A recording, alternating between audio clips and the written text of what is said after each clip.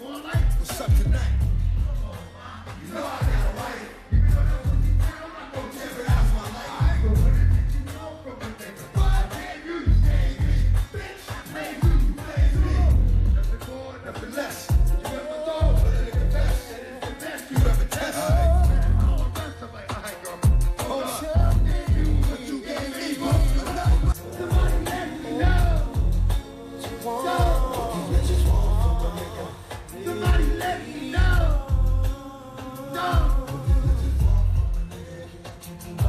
But listen. I see a lot of people now telling DMX stories and exposing things about him and his life that they would have never done while he was alive. You hear Yeah, voices coming from people that would have never said these things or exploited him while he was living. So I really think his life was very special, very special. He was chosen by God. So when these things occur, of course, you also have the counterpart, the enemy that desires to alter things.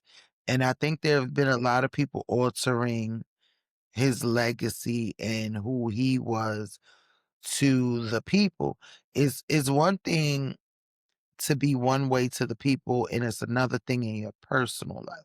The way you carried on in your yeah, personal life or your personal relationships don't reflect your professional relationship.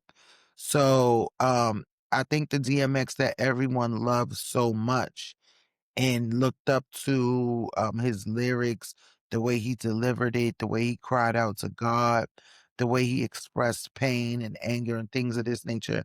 I yeah, think they should preserve that instead of,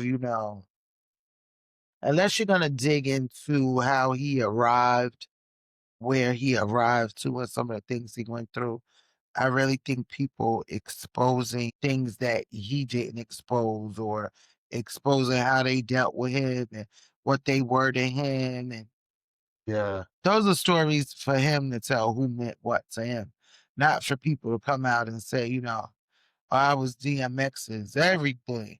yeah. That's what happens. I actually seen this week too, Paris Richards come out and basically kind of say what you're saying right now about the Michael Jackson biopic coming. That she actually gave them notes, but they just disregarded the notes, and she said she guessed that they want to do a spectacle of it instead of doing the real Yeah. Michael.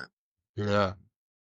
So there's always that because it's still entertainment, still have to be It's movie. Like, still entertainment. It's yeah, still views, ratings, different things of that nature. And being a storyteller and a film director and a writer, a lot of stories get embellished because you have to move a visual along with excitement, with the things you're trying to get from the audience. So that's why a lot of things get changed around, and people will look at biopics or stories and say, "That's not what happened.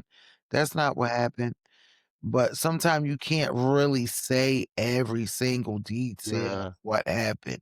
You have to make the story good. So I'm looking forward to um a DMX biopic, and I'm hoping and praying that whoever does get the honor to tell his story, that they reach out to the people that know the story and yeah, people that don't have personal agendas on what part of the story they're telling and why.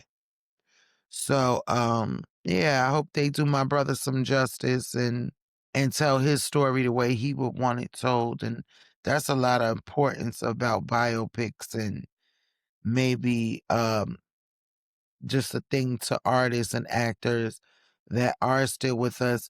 Maybe you should start developing and writing your own biopic so that you know what story is being told about you. Because once you're not here anymore, you can't control the narrative. You can't control what people are saying. You can't go sue people for saying the wrong things about you. So, yeah. Yeah, that's crazy. Because I was just watching some comments somewhere of people, oh, it's a reaction video. And the person reacted to the Tupac resurrection from where he basically tells his life story, but Yes. through all his interviews and through his own voice. And I said what you just said there, if artists do that, have their own, I think people could hear or watch movies, but then go to the source and there to see which is fiction and which isn't. Yeah. Because that's one thing you don't wanna do is you don't when you're telling someone's life story, you really shouldn't mess that up because their story is their story. It doesn't Yeah, need the bells and whistles. It doesn't need the glitter. It doesn't need these things unless that's really what happened. And when you tell the story of a great icon like DMX, uh, they like to tell the sad story as well, the things he went through as a child, and that yeah, is to, compel you to, it compels you to feel sorry. yeah, So, yeah, and I actually always felt sorry for DMX, no matter what the rise was, I felt sorry for him because, eh, people just want a certain way in life to live. yeah. They wanna be happy, they wanna be loved, they wanna be surrounded by true, genuine people that love them, and a lot of these celebrities don't get that. They get people that are paid to love them, even with their fans. This is what you're supposed to love me, you're supposed to do this, but does that really help them in their personal life? They know that people are just loving them because of who you see them to be and not who they actually are. So you love the name, you love the brand, you love the icon. And then it's so disappointing when you see these artists in their real element. So, people go, oh, she did this. Oh, she came outside looking like that. At the end of the day, how many times do you go outside looking like that? They're people. They are people. Just because they're celebrities and they're on TV and you hear music and you see them all shiny looking all the time, at the end of the day, they are people with feelings, with emotions, especially the trolls. Trolls don't realize how much of an impact they have on the demise of people. Yeah, Things you say and the things you type behind these keyboards really have an impact on a lot of these celebrities' lives. They go into depression. They go into because of what you people are saying about them. And it's yes, it's a funny. public, everyone has their public opinion. Everybody, you know, is entitled to an That's opinion. what you're hitting on right there. And that same Tupac resurrection documentary, he made mention of what you're saying because he said he went to a house party, I believe, 1 year, and nobody was really paying him any attention. He said a year later, same kind of party, and everybody was on him. He's like, people don't like me. People like the fame and you like the aura. But you don't. This was the same me a year. You guys were Yeah. on that. Yeah. And I probably know what at the time that what he means because when I met Tupac in the 90s, he was hanging out with Tretch. He was in New York. They had shot the movie Juice or whatever. We were hanging out with him and I didn't know his name. And he was just a guy that we were hanging out with. And like you said, a year later when the movie Juice first came out and he was running around with Digital Underground and things of this nature. He Yeah. and a year later, I'm like, oh my goodness, the whole time that guy's name was Tupac? That's Yeah. crazy. That's how it goes. It was funny. I was just watching a clip with Salt and Pepper talking about Tupac being in there. What a Man video, and nobody knew because Right. they didn't show his face. And even she even made a mention of on the Keep Your Head Up song when he says the little girl Corinne, it's her daughter. But these things come out, what you're saying, the stories of these artists come out years later after sometimes Yeah. It has no relevancy sometimes. at the And time. I you, know. even now when I deal with artists that may not have a name today, we don't know who we're Yeah, I know. You never interviewing. know. We don't know the future of this person, and are we capturing their first rare moments? Are we capturing some of their first interviews in the beginning of their careers? That's the part I love. So, you never Yeah. know who's gonna go. And we did capture some people at the beginning, Yes, we did. although sometimes they don't like to refer back to those interviews. But It's okay because when it's time for their biopics and things of that nature, they're gonna have to come see WWE yeah, that's for true. the original interviews and the footage and classic moments. We also have a lot of interviews with people who are no longer with us, which is also amazing. Like when I get to share with their families the interviews that we've done on them. So, you know, Yeah, media is very important when the tool is utilized properly. yeah. So do you know when Tupac started using, not Tupac, DMX started using the raspy boy? Because I'm seeing here in the comments, somebody said he got his he got into an incident that got him injured or something. Yeah, right here it says him getting his jaw broken changed his voice, and that change made a difference. Did you hear anything about him getting his Jaw broke. jaw broke, and then that's why he's raps more raspy later on? Think the raspiness just came with time and age and smoking cigarettes. I mean, Yeah, that's what do he it. was a person that got high. He smoked a lot. So yeah, just with maturity and age and smoking, um broken jaws don't change vocal tones. They might change the way you speak, like, look at Yeah, Kanye, for instance. It might change the way you speak or the way your mouth moves, but it doesn't change your voice box. yeah, that clears up that for the people in the comments. For the people in the back, if you get your Yeah, jaw broke, it might change the way you form words, but it doesn't change your voice box. so that's your reaction to the viral DMX The and a honorable, very young man. yes. Yes, yes, yes. We definitely mix. I know the world misses X, his especially his kids. Um, I keep the family in prayer, and I suggest anyone else that knows the word of prayer. You have to keep these children and these families and the mothers of the children in prayer. It's a cold world, and people could be cold, and yeah, let's warm the world up a little bit, by sharing love and spreading love and positivity.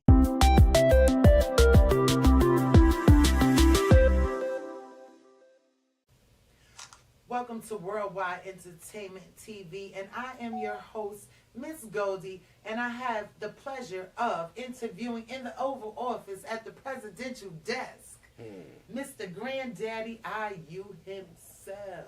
Oh, you know what the Granddaddy IU passed? I guess you could talk about that indeed. Hold on, let me get that out. Because you know what's funny? You know when when the channel came back, someone said, "Oh, they're waiting on Goldie." Remember I told you they were like, I guess they thought we're gonna come with some exclusives again or something. Thank you. Shout out to everybody who rocks with us over here worldwide. entertainment TV. In peace to Granddaddy IU. You've done an interview with him.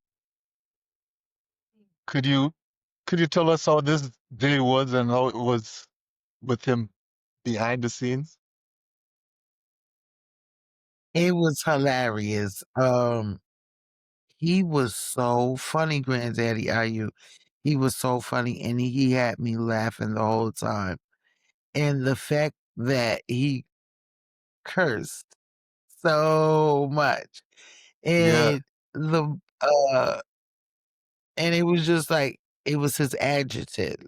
The cursing was like just his adjectives, his adverbs, his verbs. And he was so funny and so real. And rarely you interview people, they are real. They people normally come with their their yeah, PR presentation of who they are and the artist, and they tell the great story about where they came from. I was able to really get in deep with him and ask him really good questions, how he felt about hip hop and where it was going. And he didn't hold back. He did not hold back. yeah, He let his feelings be known. I had conversations with him also when I interviewed him on radio, and he was hilarious. It was one of the best interviews I can say that I did. yeah. Because I had heard the name before, but then when the interview happened, I went and checked the history. Then I'm like, oh, he's one of the pioneering artists. Yeah. Yeah, he's definitely one of the people that came out and beat the pavement, to get the next generation to where they arrived to. And it's funny because hip hop lacks homage. Yeah, especially after 2012. I seen one, I can't remember who it was, but they were breaking it down and they said the labels actually created a division with the newer artists and the older artists because they didn't want the older artists to tell the newer artists about the pitfalls on how to get your money right and everything like that. So they said they made it seem like older artists were um Just griping and disgruntled griping. employees Yeah, who yeah. didn't know what they was doing, They're and not that's why they relevant. didn't make any money. Yeah, yeah, You exactly. don't wanna be like them, they're old and washed up, they're mad at you because you're getting the real money that they wanted. Because I just saw Salt and Pepper on Good Morning America, and they were talking about trying to get their music back because I didn't know they're still under contract from 1985. So I remember LL had a crazy contract like that, but I think he got out of it a few years ago too. Yeah, it's for life, it's for life. You sell, I'm gonna be real careful because Kevin, I get us in trouble a lot. Um, you make sacrifices for fame and fortune that sometimes is not what you really wanted. Yeah, Might be what you saw and what you thought you wanted, because a lot of artists work so hard to get to a certain point. You don't want to give up when you get there. And no matter what's being asked of you, or that, hey, this is an opportunity that I can't turn down. This is an opportunity that I work so hard to get to. And they know that. They know that you're hungry and that you're thirsty. So when they show you food, you want to eat. no, So, and you want to keep eating. You never want to be hungry again. You never want to be thirsty again. So you tend to follow what keeps you from being hungry and thirsty. But it's always in somebody else's hand to snatch that plate back from you. yeah, So, artists knowing that they're a business, the people that the people that give you this know that you're a business. They know they don't entertain people because of talent. They entertain people because of business. True.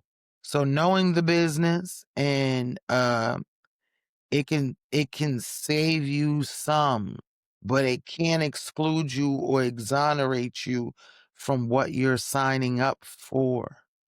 When you sign up to be in the Olympics as a track star, you have to train like a track star, you have to run like a track star, and you have to keep yourself up like that. So it's the same thing like with the music industry. You have to keep yourself up, you have to train, you have to do what's required of you. And the moment that you're not doing that anymore, you're no longer a track star.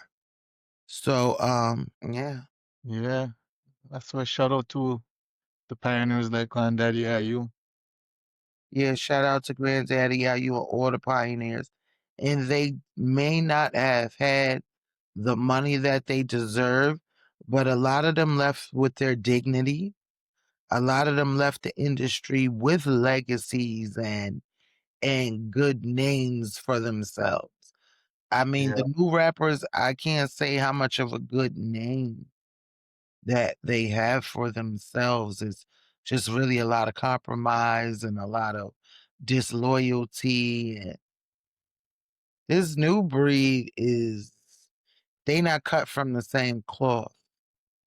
And honestly, I don't think a lot of them should even be in hip hop categories. And I think me and Granddaddy IU talked about that. Yes, they did Uh, say that um, in the interview. they shouldn't be called hip hop artists because a lot of them are not.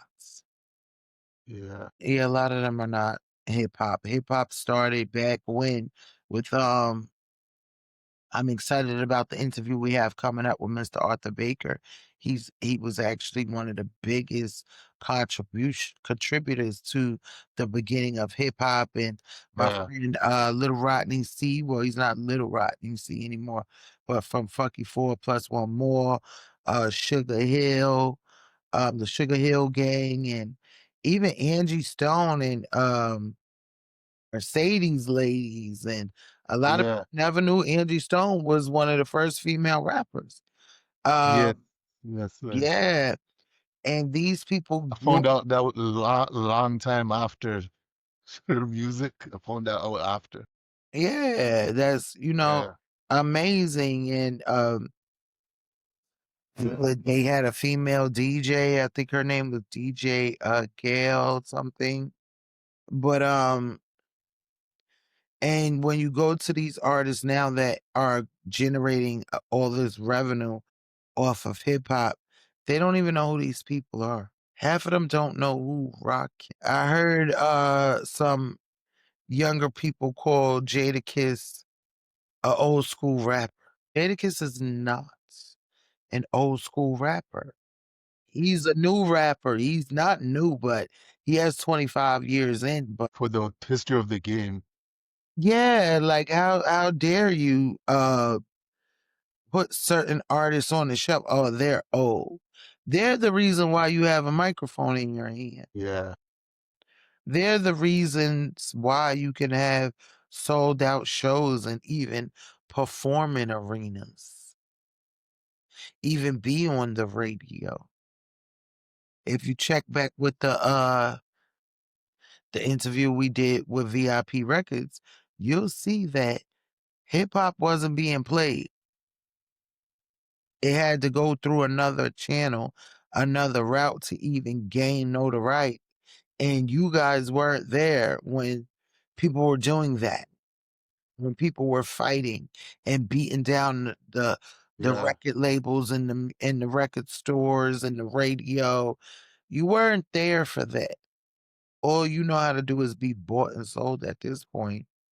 So you wasn't there, and you guys really need to pay homage to the people that were there, the people that fought for that, for you to be where you are today. Say my life, it was to be beginning. It was the beginning of my journey. It was the beginning of my warrior's calling. It was beginning. Worldwide Entertainment TV, and I am your host, Miss Goldie. Right now, we're in New York at the Ruff Ryders 20-year anniversary reunion tour. So excited about who's going to touch the red carpet and who is going to hit the stage. So make sure you stay tuned. Make sure you subscribe to Worldwide Entertainment TV and go to our website, worldwideentertainmenttv.com. Thank you. Everybody always want what they can't have, so you know they're getting fed what's now. So it's just like going back to a throwback jersey or going back to an old pair of J's. You know, it's gonna make you feel authentic. You also been covering some events over the years. One huge event that you covered was the Ruff Ryders reunion. Yeah, that was amazing. Yes. Could you tell us how that event was for you? That event was very monumental because I was there and when Ruff Ryders started.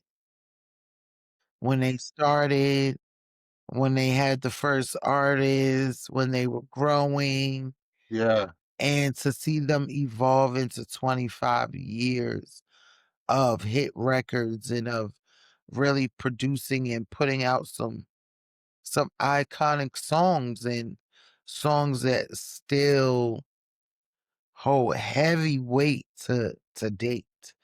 Um, so it was amazing to see them 20 years later, the yeah, people that I knew and grew up with, watching them celebrating 20 years of really doing great, making great headway in the music industry. So I was really proud. I was really proud just to know, even though all the Ruff Ryders artists are not Yonkers people, but just to know that we put our stamp on that. And yeah, that Yonkers still to date, Ruff Ryders is in Yonkers, and I do have the pleasure of still working with them almost 30 years later.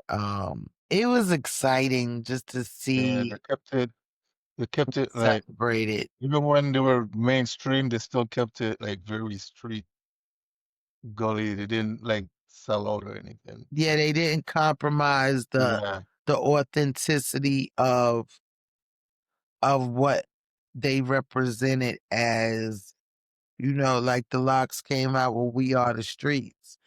And they they basically got it in the streets. And the streets is really the judge and jury of good hip hop. yeah. It's the one that bubbles over that make the corporate people come in and capitalize off of it.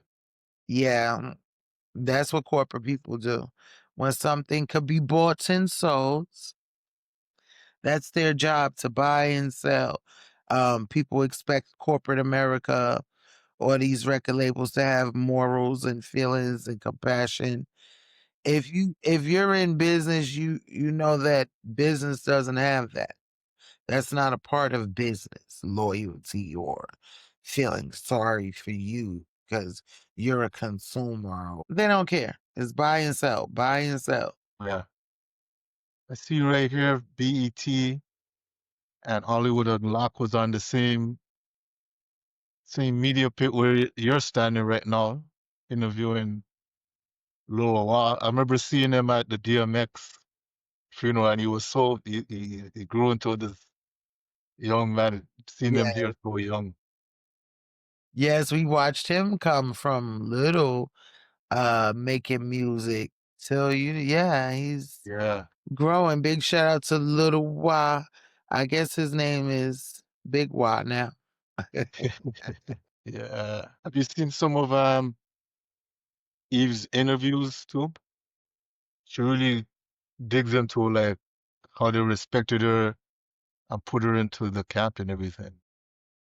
Yeah, DMX brought Eve into the camp. It was DMX.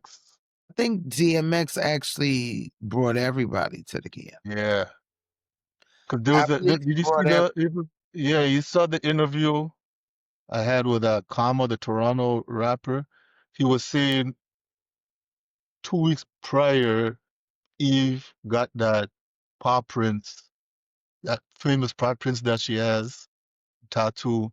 She got it 2 weeks before she went back to New York.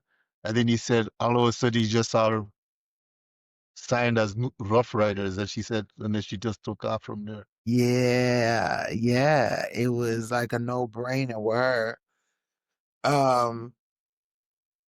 Shout out to Eve. Yeah, I'm really proud of where she went, and everybody needs a husband like Eve. She went from rap to, television, which was a great yeah. look into. Now she doesn't have to do anything she doesn't want to do. I know. I seen an interview with someone on Hot 97. They asked her that. She's like, she loves performing.